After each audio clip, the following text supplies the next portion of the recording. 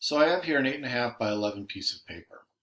And when it comes to you making your publications, they're going to have to be bound in the center, which means that your folded paper will be your actual paper size.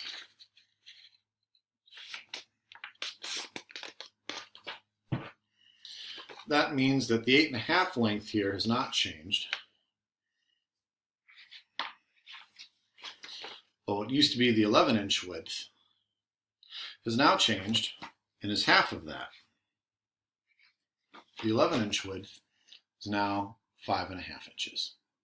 Okay.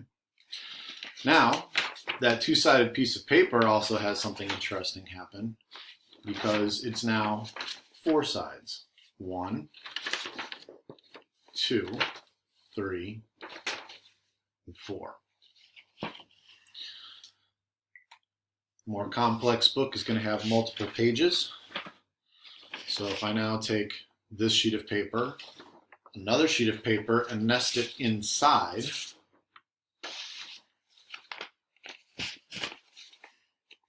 this changes. We now have 8 pages. 1,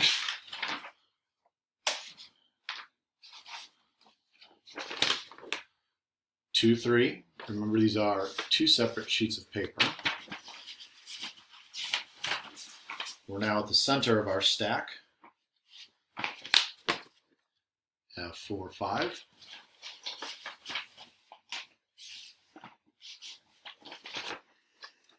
Six and 7, again, 2 separate sheets.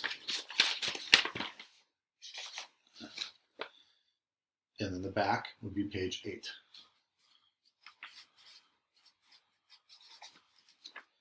Page 1 is essentially our front cover.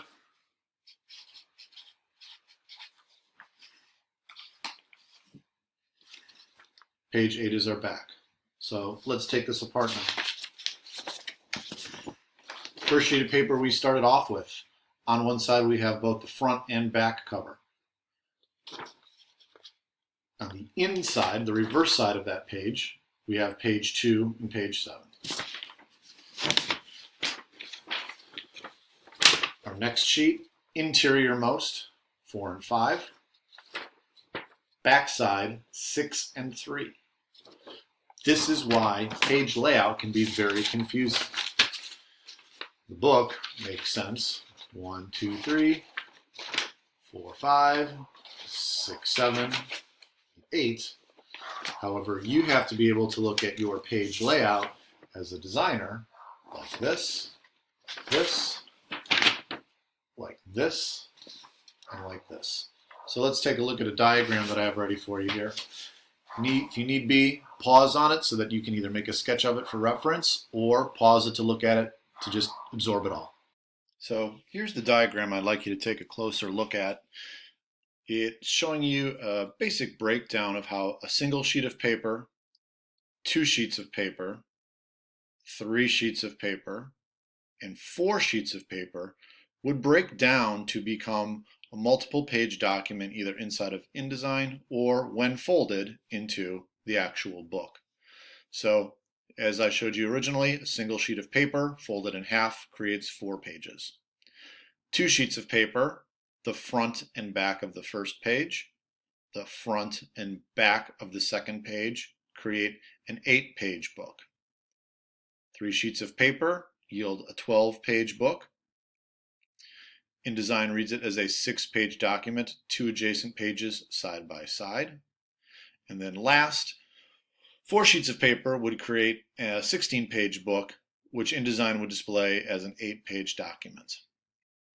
What's helpful in this diagram is that we have these diagonal arrows showing you the crisscross pattern of how the pages actually run through the book, bottom to top, front to back.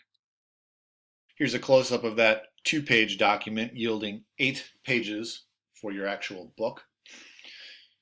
A little bit larger, easier for you to see. Again, front of the first page, back of the first page, front of the second page, back of the second page.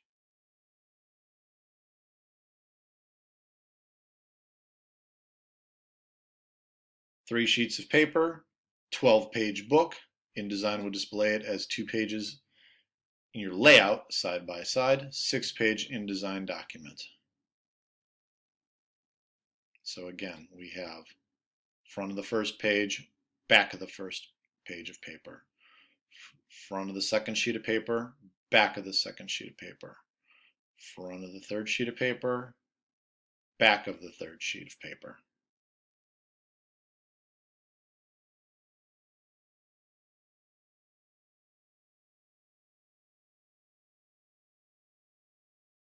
And then finally, 4 sheets of paper, 16-page book. Notice each sheet of paper adds 4 pages to your book. Here again we have the helpful arrows for you to see the flow. If you follow the red arrows first, 1, 2, 3, 4, all the way down to 8, crossing over, this would be the center of your book, also known as the center fold, and then 9, 10, 11, 12, 13, 14, 15, 16. First page front, first page back. Second sheet of paper front, second sheet of paper back. Front of the third sheet, back of the third sheet. Front of the fourth sheet, back of the fourth sheet. So as you are creating your own documents in InDesign, it is essential that you keep track of the flow so that 2 pages that are supposed to be side by side in your book are laid out in the correct locations.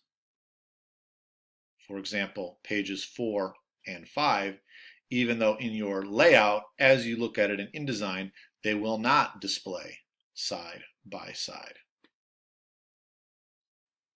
So let's take a look at how we're going to be starting this document in InDesign. Under File, go to New, Create Document. Total number of pages will be 6. That's 3 sheets of paper, front and back. We do want the numbering to start with page 1 as we're looking at our updates. We're going to uncheck facing pages, and we are going to check primary text frame. We'll be using letter size paper, but based on the way that you saw that we folded it, that would be 8.5 by 5.5. We need to change the orientation to landscape format. Now when we fold this, it'll make more sense. So this single sheet of paper is 2 pages. We're going to define that workspace by creating 2 columns.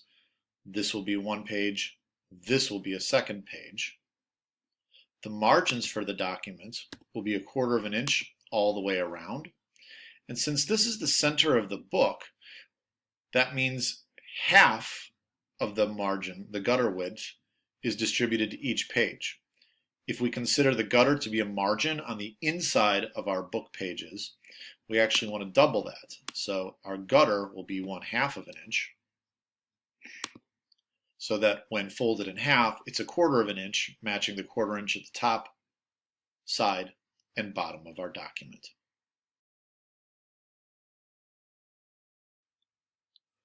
With that, we're ready to click OK.